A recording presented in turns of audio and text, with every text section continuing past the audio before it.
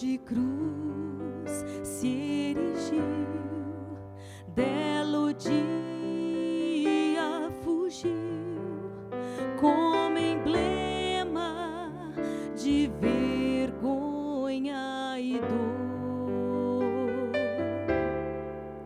Mas contemplo essa cruz, porque nela Jesus deu a vida por mim, pecador. Sim, eu amo a mensagem da cruz. Até morrer eu a vou proclamar.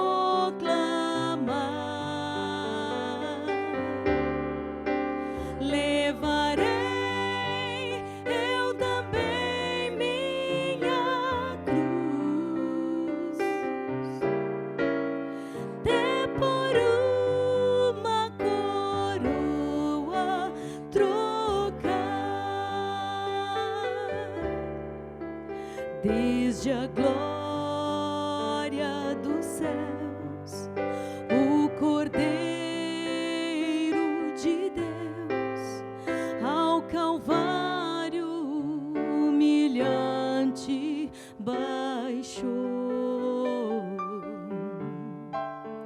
Essa cruz tem pra mim atrativo sem fim, porque nela Jesus me salvou.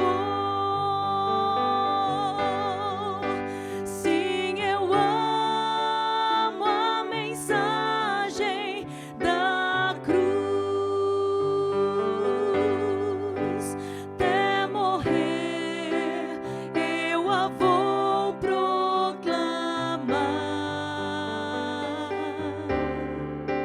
Levarei eu também minha cruz,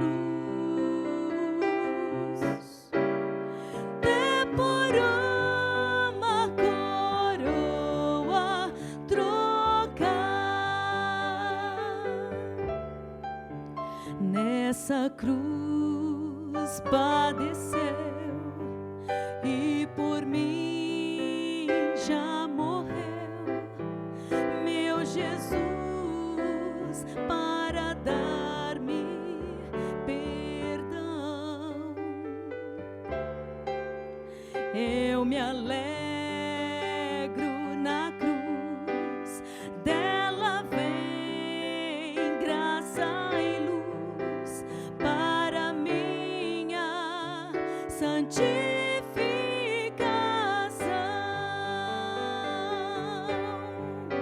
Sim, eu amo a mensagem da cruz. Até morrer eu a vou proclamar.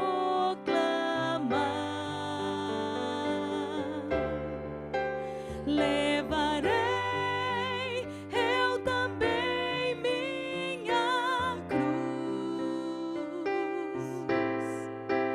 até por uma coroa trocar.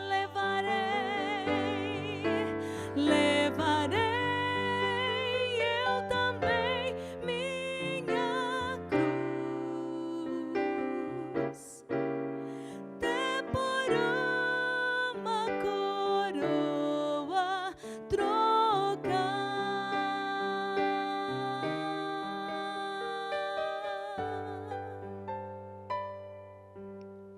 Bom dia, irmãos. Estamos aqui nesta manhã para falarmos da Páscoa, para celebrarmos esse momento, o momento da morte e da ressurreição do nosso Senhor. Que Deus nos abençoe. Aleluia.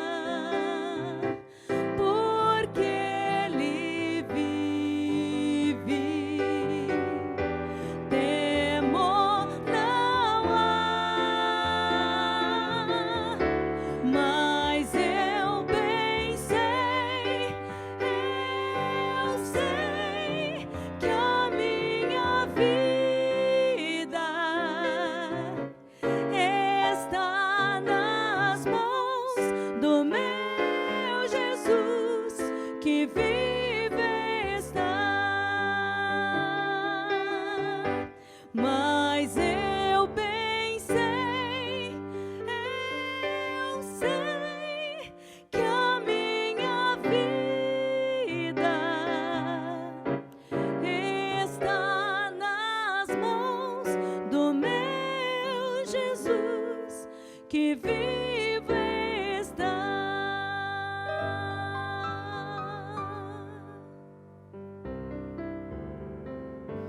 Graça e paz, igreja. É uma satisfação enorme poder estar trazendo mais uma vez uma palavra de Deus aos nossos corações, para nos trazer graça em tempos difíceis. Primeiramente, eu já quero desejar a todos os nossos irmãos e irmãs uma abençoada Páscoa, pois neste domingo celebramos um dia muito importante, de muito significado para nós, os cristãos, e para todo o povo de Deus, que é a Páscoa do Senhor. Como disse o apóstolo Paulo, Cristo é a nossa Páscoa, pois foi sacrificado. Portanto, para nós os cristãos, a Páscoa ainda tem um valor mais intenso, mais de proporção maior, porque Cristo é a nossa Páscoa. E é muito importante nesse dia nós celebrarmos, e dessa vez celebraremos de uma maneira completamente diferente de todas talvez celebradas, pois literalmente as famílias estão em casas. Talvez essa seja a Páscoa que mais vai se parecer com o modelo judaico, onde eles se fecharam, cada família em sua casa, e ali comeram o cordeiro pascal. A Páscoa significa passagem, né?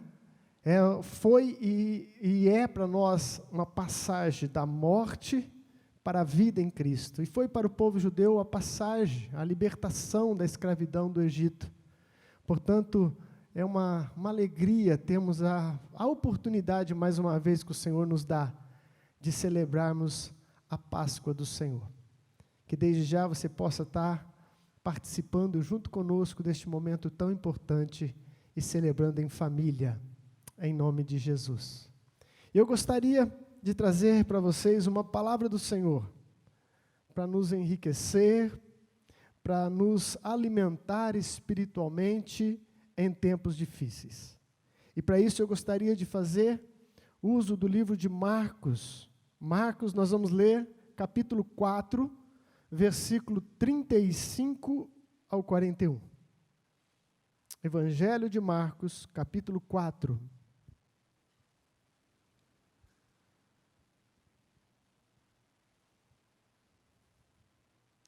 Diz assim a palavra do Senhor: Naquele dia, ao anoitecer, disse ele aos seus discípulos: Vamos para o outro lado. Deixando a multidão, eles o levaram no barco, assim como estava. E outros barcos também o acompanhavam. Levantou-se um forte vendaval, e as ondas se lançavam sobre o barco, de forma que este foi se enchendo de água. Jesus estava na polpa, dormindo com a cabeça sob um travesseiro. Os discípulos o acordaram e clamaram: Mestre, não te importas que morramos? E ele se levantou, repreendeu o vento e disse ao mar: Aquieta-te, acalme-se. E o vento se aquietou e fez-se completa bonança. Então perguntou aos seus discípulos: Por que vocês estão com tanto medo? Ainda não têm fé? Eles estavam apavorados e perguntavam uns aos outros: Quem é este, que até o vento e o mar lhe obedecem? Aleluia. Pai amado, graças eu te dou, Senhor, pela tua palavra, porque ela é viva e eficaz. Rogo, Senhor, que esta palavra possa, neste momento, Senhor, entrar nos corações, trazendo, Senhor, conforto para as nossas almas, que através do Teu Espírito, Senhor, essa palavra, Senhor, ganhe dimensão espiritual e possa falar a cada um de uma maneira personalizada, em o nome do Senhor Jesus. Amém. Tem um tema para compartilhar com vocês, para nós pensarmos nessa manhã, e o tema que eu quero compartilhar é atravessando tempestades.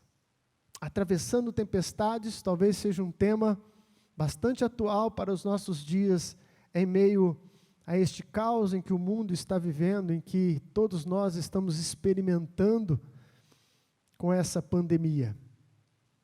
Esse texto que nós vamos estudar e abordar, essa narrativa, foi uma passagem onde Jesus, de forma maravilhosa, demonstrou o seu poder mais uma vez.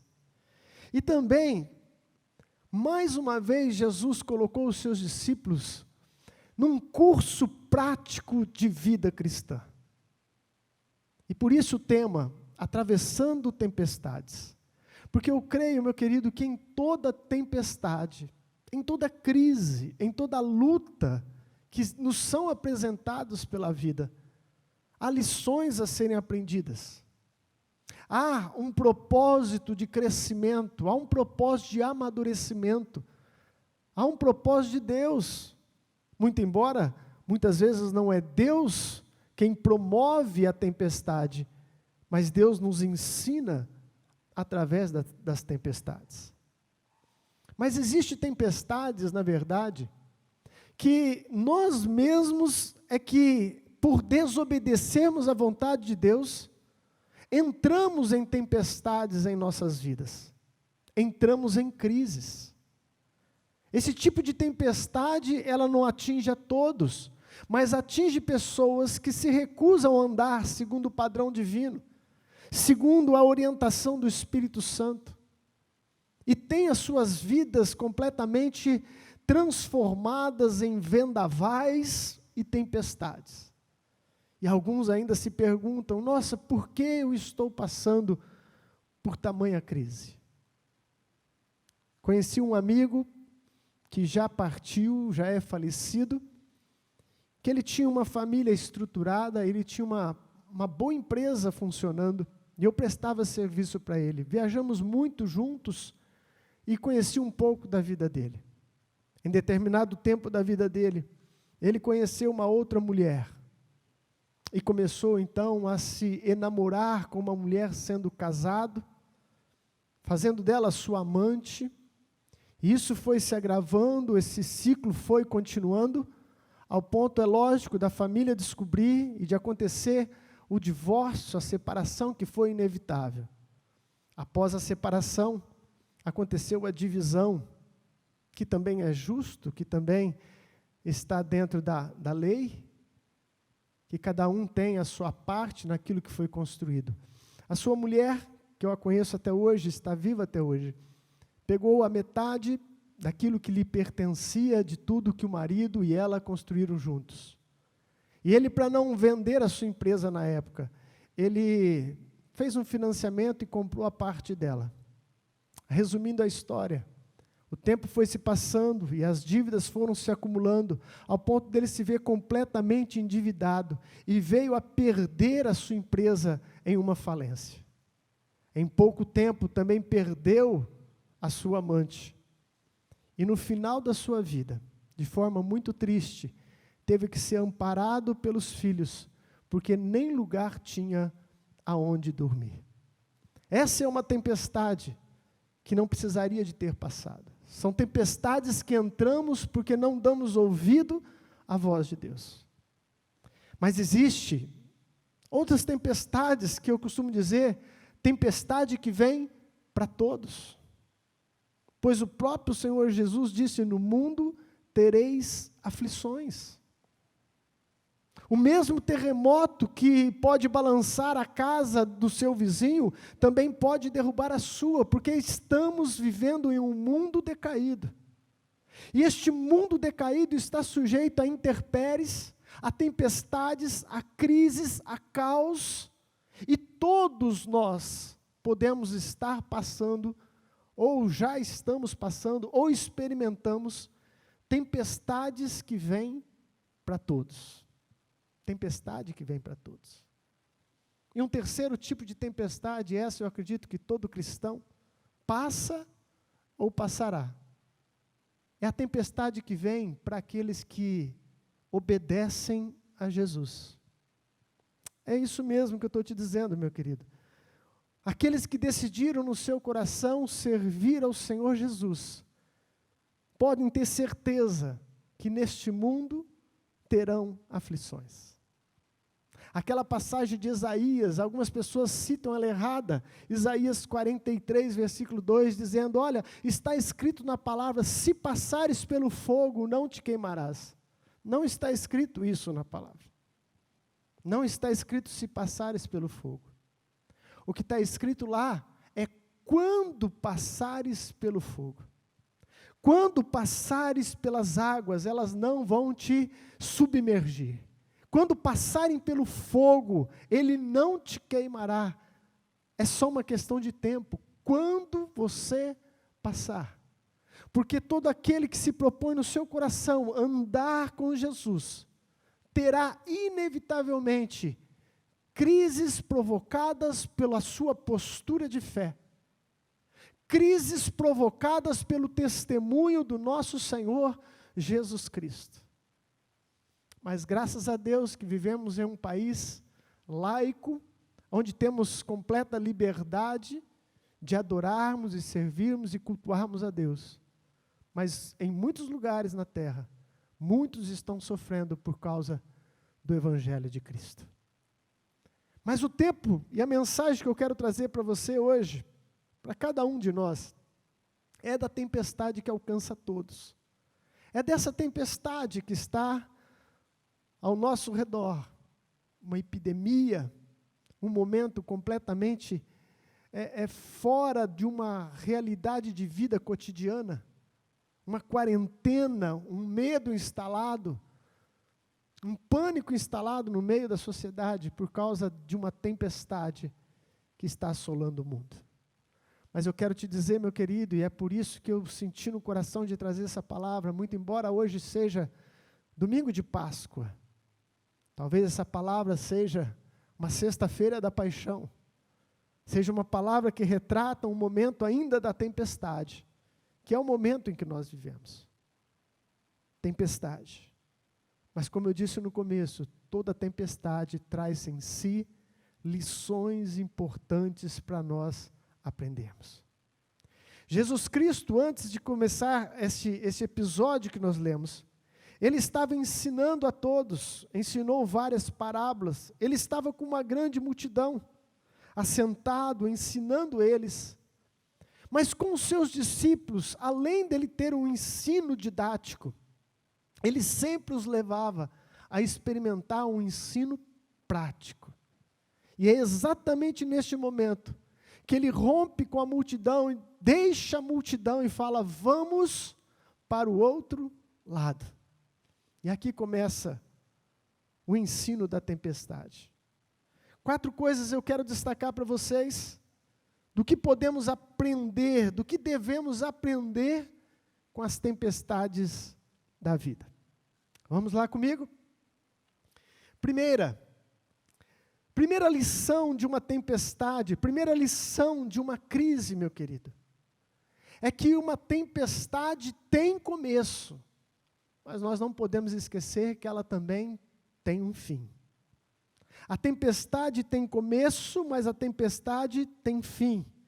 No versículo 27, relata ali o começo dessa tempestade, quando se levanta um vento forte e agita as águas ao ponto de encher o barco, de avançar contra o barco. Mas no final dessa narrativa, nós encontramos um momento em que diz que houve grande bonança, tranquilidade, calmaria, porque toda tempestade tem começo, mas tem fim. Tem começo, mas tem fim. Mas a verdade é que quando estamos no meio da tempestade, temos dificuldade de raciocinarmos essas lições. Temos dificuldade de abraçarmos a fé, a tranquilidade necessária e nos esquecemos que ela vai passar. Nos esquecemos que tem um fim. E eu digo mais, meu querido, eu digo que Deus coloca limite em todas as nossas crises e provações. Que Deus coloca limite nos temporais contra as nossas vidas. Eu gostaria que você lesse comigo o livro, por favor, 2 Coríntios capítulo 4. Eu vou abrir aqui, você me acompanha por aí, 2 Coríntios capítulo 4, versículos 7 ao 9.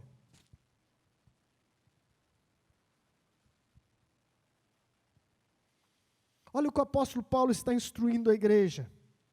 Mas temos este tesouro em vasos de barro, para mostrar que este poder, que a tudo excede, provém de Deus, e não de nós.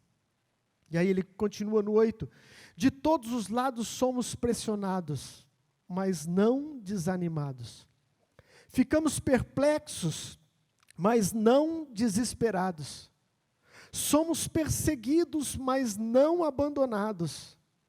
Abatidos, mas não destruídos. Aleluia! O Senhor está dizendo para mim e para você, que mesmo em meio à tempestade, Deus coloca limites de provação. Deus coloca limites na nossa prova. Deus coloca limites para que eu e você não sejamos destruídos. Não ficamos desamparados ou desanimados. Portanto, meu querido, não importa qual seja a tempestade em que você se encontra hoje, a crise que veio sobre a sua vida, em primeiro lugar, eu quero que você guarde isso firme no seu coração. Tempestade tem começo, mas terá fim, em nome de Jesus. Terá fim em o nome do Senhor Jesus. Aleluia. Segundo o ensinamento, segunda lição que eu aprendo com a tempestade, é na tempestade que a nossa fé é provada. É na tempestade que a nossa fé é provada. Infelizmente, nesse episódio, Jesus repreende os seus discípulos no versículo 40, dizendo: por que vocês estão com tanto medo? Ainda não têm fé? Ainda não têm fé, porque vocês estão com tanto medo? Amados, isso é tão importante entendermos, isso pode fazer a diferença em nossas ações, diante das crises e tempestades dessa vida. Quando entendemos que as crises e tempestades fazem parte de um processo, de uma permissão divina, e é neste momento que nós temos condições de sermos provados na nossa fé, e temos condições de crescermos em fé e em maturidade, nas adversidades. Ninguém pode ser provado enquanto tudo está bem, não há prova, não há esforço, não há combate quando a sua casa está em ordem, quando as suas finanças estão em ordem, quando a sua vida sentimental está em ordem, você está vivendo uma paz, uma tranquilidade. Mas quando a adversidade bate na porta, quando uma tempestade como essa, em um tempo como aquele, em que você entrava no mar da Galileia, que na verdade é um lago imenso, onde o céu estava claro e tudo parecia ser um belo dia ou uma bela noite, e por vários fatores climáticos e geográficos dessa região, de repente, uma cadeia de vento, uma corrente de vento, entrava-se pelas fendas, pois este lago fica num vale, entre montanhas, e ele então trazia uma tempestade de repente. E Jesus então conduz os seus discípulos em meio a essa tempestade, para que eles pudessem ser experimentados e provados na sua fé. Experimentados e provados na sua fé. Mas infelizmente, geralmente é no momento de adversidade, geralmente são em momentos de crises, em que mais fracassamos na prova da nossa fé. Quantas pessoas eu ouço dizer, não, mas quando me tiram do sério, eu fico doido. Eu não respondo por mim. Esse é o momento da prova. Quando as coisas tendem a te tirar da razão, da calma. É a hora de você provar. Eu ouvi algumas pessoas comentarem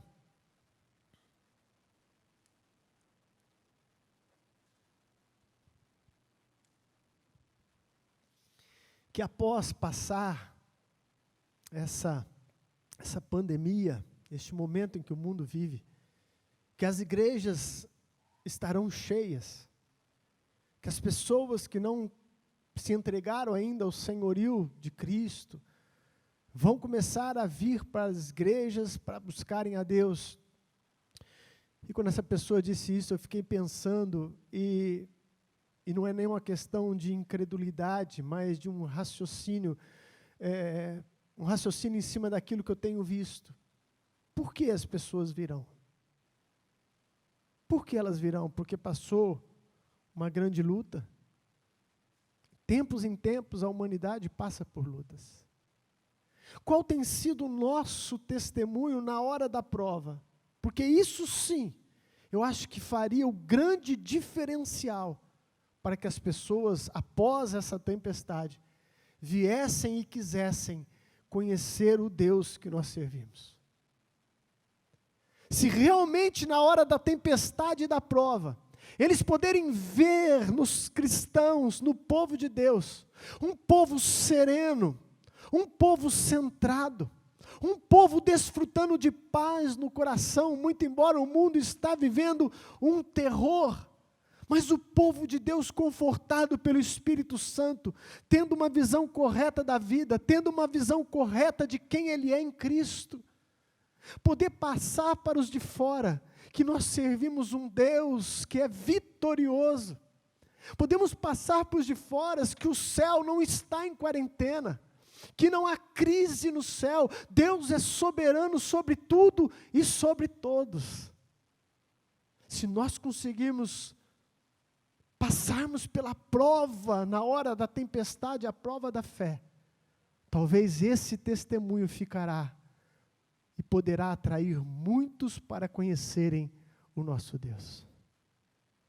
Mas enquanto a igreja cristã não se distingue dos incrédulos, não se distingue daqueles que não creem, pois temos as mesmas reações, as mesmas atitudes quando as coisas ficam feias, as mesmas atitudes, reagimos da mesma maneira, nós estamos mostrando nenhuma diferença. Será que nós estamos passando pela prova e verdadeiramente confirmando a nossa fé? Esse é um ponto para a gente pensar nessa manhã. Quero ler rapidamente o que Pedro pensa sobre isso. Primeira carta de Pedro, capítulo 1. Primeira carta de Pedro, capítulo 1, versículo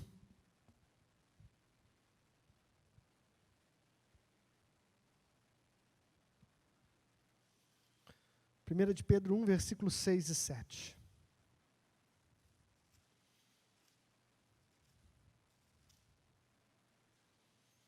Olha o que o apóstolo Pedro pensa a respeito das provações.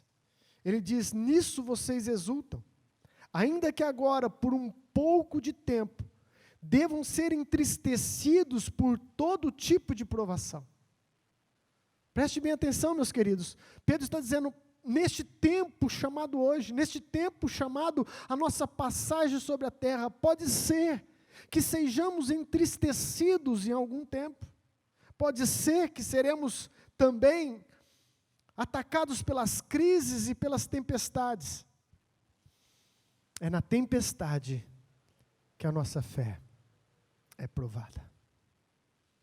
Veja os momentos da sua vida difícil, meu querido, como uma oportunidade de subir no degrau da fé e subir e dar um bom testemunho diante de todos lá fora. Terceiro ensinamento que nós devemos aprender com a tempestade. É na tempestade que somos tentados a julgar a Deus.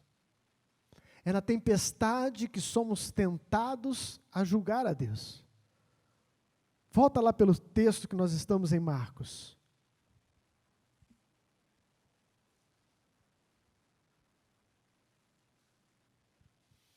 Os discípulos apavorados, os discípulos com medo daquele momento, daquela tempestade. Diz lá no versículo 38 que Jesus está na polpa, dormindo com a cabeça sobre um travesseiro. E os discípulos o acordaram e clamaram: Mestre, não te importa que morramos? Jesus, você não se importa com a gente? Nós estamos quase todos vindo com o barco a pique, está quase enchendo de água, estamos todos prestes à morte, mas o Senhor dorme. O Senhor não se importa conosco? Amados, em meio à tempestade, são momentos de muito discernimento espiritual. Porque nesses momentos em que a carne está sendo afligida, é o momento oportuno de vir o tentador e lançar uma semente de incredulidade. Uma semente que pode ser uma desobediência tal com a pessoa do Senhor. Os discípulos questionam Jesus dizendo: você não está se importando com a gente. Porque enquanto nós estamos lutando para não afundar, o Senhor dorme. O Senhor dorme. Em tempos difíceis, amados, em tempo de tempestade, que a gente mais ouve com as pessoas de fora, com aqueles que duvidam da fé. E aquela mesma pergunta de séculos e séculos volta à tona toda vez que se levanta uma grande luta. Ou Deus não é todo-poderoso, ou Deus não nos ama. Porque se Ele nos ama e é todo-poderoso, não poderia deixar isso acontecer. Ou então Ele nos ama, mas Ele não tem poder para impedir o mal. Essa é uma pergunta que vem de milênios. E essas perguntas ressurgem toda vez que se instala uma tempestade, uma crise profunda. Deus, o Senhor, não se importa com a gente. Deus, o Senhor, não nos ama. Porque se amasse, não permitiria que o meu pai morresse, que a minha mãe morresse. E nessa hora nós temos que vigiar muito, meu querido. Eu meditei um pouco na história de Jó, todos nós conhecemos, é muito falada a paciência de Jó e a luta de Jó. Jó, um homem próspero, um homem abençoado, uma família equilibrada, um homem temente a Deus.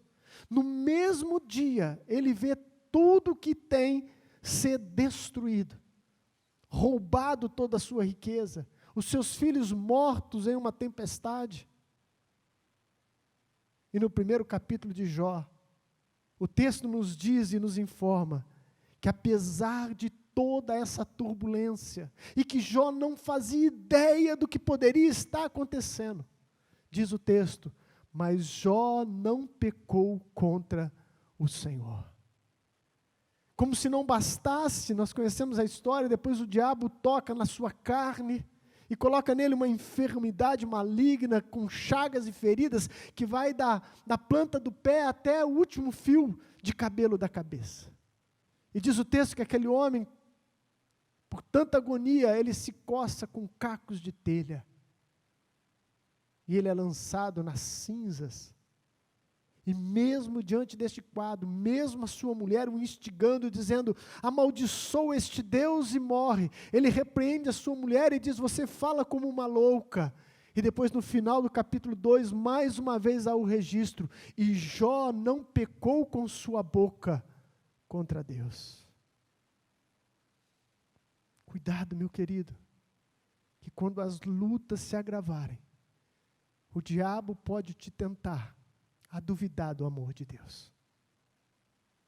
Quando eu estava pensando nessa mensagem, eu estava meditando nesse mesmo livro de Jó, e encontrei ali uma descrição, quando Deus fala com Jó, e começa a questioná-lo acerca de várias coisas, e diz para Jó, Jó, Onde que você estava quando eu lancei os fundamentos da terra?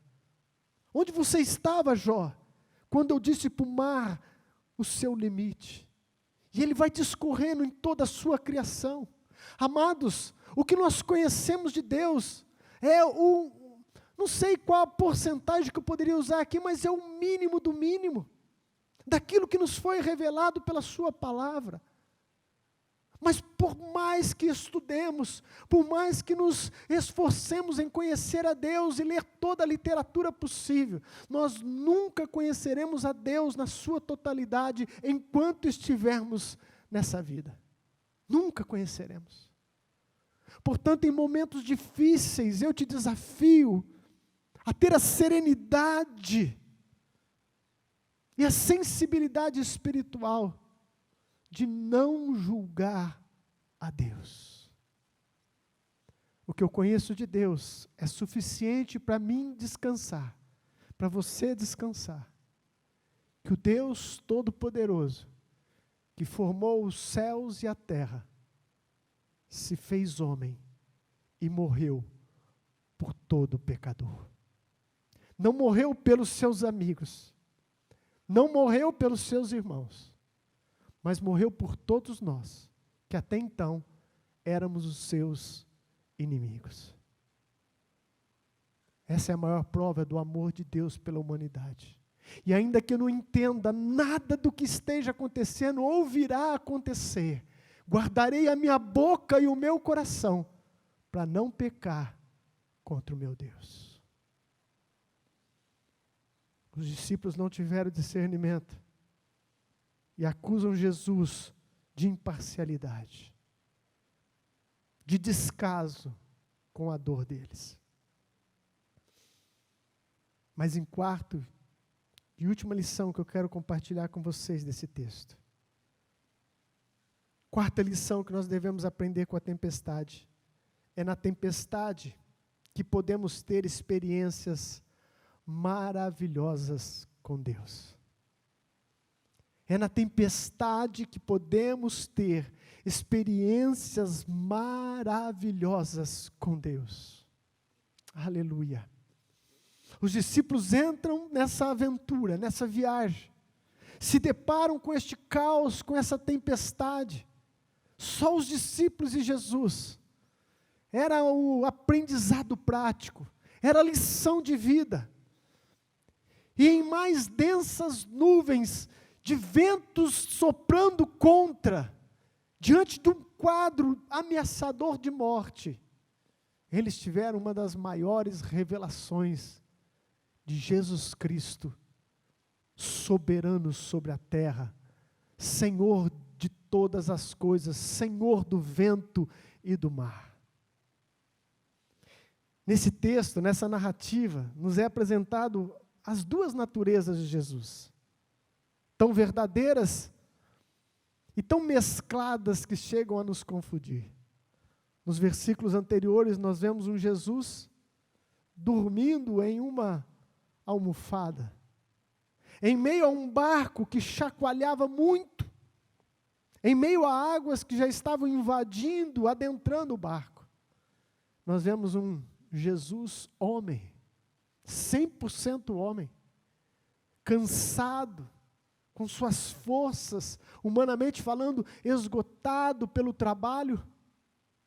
Perceba, meu querido, que ele passou o dia todo ensinando as multidões, e no cair da noite propõe passar para o outro lado da margem. É uma viagem de 22 quilômetros mar adentro, lago adentro. E não temos o tempo exato de quanto tempo durou essa tempestade, de quanto tempo eles ficaram ali lutando com os ventos contrários. O Jesus homem estava cansado e descansando. Mas o mesmo Jesus, que é 100% humano, quando despertado, se coloca de pé e diz para o vento: vento, cala-te, mar, aquieta-te. E numa fração de segundo se faz uma calmaria. Que experiência os discípulos tiveram com o seu Senhor. Que experiência maravilhosa. ao ponto depois eles dizerem uns aos outros: quem é este? Quem é este que até o vento e o mar lhe obedecem?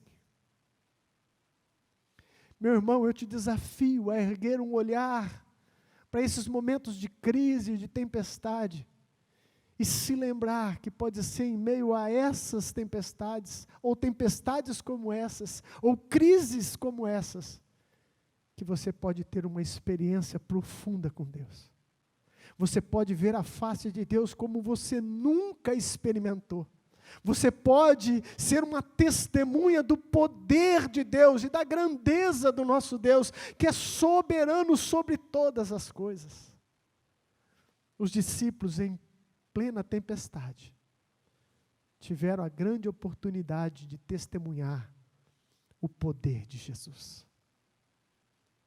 E esse mesmo personagem chamado Jó, que toda vez que a gente fala de luta e provação, não tem como não se lembrar dele. Depois dessa perda toda que eu te falei, ele perdeu o que tinha financeiramente, perdeu a família, perdeu a saúde. Lá no final do livro de Jó, antes ainda dele ser restaurado, ele tem uma declaração fantástica. Em meio à grande tempestade, ele diz assim acerca de Deus: antes os meus ouvidos ouviam falar de você, mas agora os meus olhos te veem. Ele teve uma experiência profunda com Deus, passando a maior provação que alguém pode passar, a maior luta que alguém pode passar. E eu te desafio, meu querido, eu te estimulo a, em tempos difíceis como este, erguer os seus olhos e buscar uma experiência profunda com o seu Deus. Buscar um suprimento, uma provisão, o Jeová Jireh na sua vida, o Jeová Nissi, o Jeová Rafá, que venha sobre a sua casa, que venha sobre a sua vida, e que no meio de uma tempestade, você tenha experiências maravilhosas com o seu Deus. Essa é a mensagem que o Senhor colocou no meu coração, para que eu e você pudéssemos entender este momento e sair dele vitorioso, atravessando tempestades com Jesus. Com Jesus. Amém? Gostaria que você curvasse a sua cabeça, que você fechasse os seus olhos e nós pudéssemos agora juntos fazermos uma oração. Sinceramente, meu querido, eu não sei se nós estamos no começo da tempestade, se já estamos no meio dessa tempestade, eu não sei. Eu sei que um quadro de tempestade nos é apresentado e que terá resultados negativos na economia, no mundo. Mas eu quero te desafiar a ter uma visão diferente acerca deste momento e sair mais que vencedor e melhor do que você entrou, em o nome de Jesus. Feche os seus olhos. Pai amado, em nome de Jesus Cristo, eu oro, Senhor, juntamente com todos que estão agora comigo, me assistindo e recebendo dessa palavra. Pai, que a Tua graça nos visite em tempos de tempestade. Senhor, Tu sabes da necessidade de cada um. Tu sabes, Senhor, do temor que o inimigo pode estar colocando na alma dos Teus filhos, dos Teus servos. Mas, Senhor, que a gente possa, pela Tua palavra e pelo Teu Espírito, aprender com as tempestades e sairmos delas, ó Pai, vitorioso em o nome de Jesus. Pai, eu oro também juntamente com a Tua igreja, pedindo, Senhor, misericórdia sobre o mundo, misericórdia sobre as nações, misericórdia sobre o Brasil, Pai.